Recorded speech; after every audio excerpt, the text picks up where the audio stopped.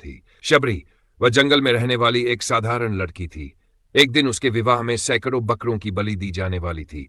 शबरी का हृदय दया से भर गया। वह रात में ही घर छोड़कर जंगल की ओर निकल गई। उसे लगा, मैं ऐसे कर्म का भागीदार नहीं बन सकती। शब्दों मतंग ऋषि की शरण। जंगल में भटकते भटकते वह एक आश्रम पहुंची। वहां महान संत मतंग ऋषि तपस्या करते थे। शबरी ने उनके चरणों में गिरकर कहा, मुझे सेवा का अवसर दें।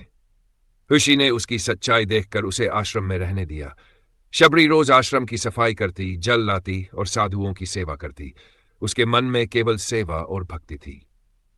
गुरु का आशीर्वाद। जब मतंग ऋषि का अंतिम समय आया, उन्होंने शबरी से कहा, एक दिन भगवान राम स्वयं तुम्हारे यहां आएंगे।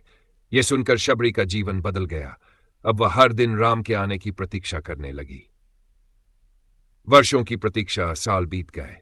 ऋषि नहीं रहे। आश्रम सूना हो गया। पर शबरी का विश्वास अडिग रहा। वह रोज रास्ता साफ करती, फूल बिछाती और मीठे बेर चुनकर रखती। वह हर बेर को चखकर देखती कि कहीं कड़वा तो नहीं। लोग कहते, इतने साल हो गए, राम नहीं आए। शबरी मुस्कुराकर कहती, वे अवश्य आएंगे। भगवान राम का आगमन। वनवास के दौरान भगवान राम और लक्ष्मण सीता की खोज में उस वन से गुजरे। राम ने शबरी के आश्रम की ओर कदम बढ़ाए। शबरी ने जब राम को देखा तो उसकी आंखों से आंसू बह निकले। वह उनके चरणों में गिर पड़ी। राम ने प्रेम से उसे उठाया।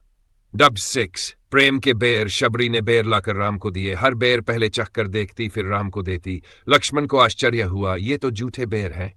पर राम ने मुस्कुराकर कहा, इनसे मीठा फल मैंने कभी नहीं खाया, क्योंकि उनमें प्रेम था, निष्कपट भावना थी। मोक्ष की प्राप्ति। राम ने शबरी को भक्ति का मार्ग समझाया, उसे नवधा भक्ति का ज्ञान दिया। राम के दर्शन से शबरी का जीवन धन्य हो गया। कहते हैं उसी समय उसे मोक्ष प्राप्त हुआ। कथा का संदेश, सच्ची भक्ति में जाति पाति का भेद नहीं, प्रतीक्षा और धैर्य से भगवान मिलते हैं।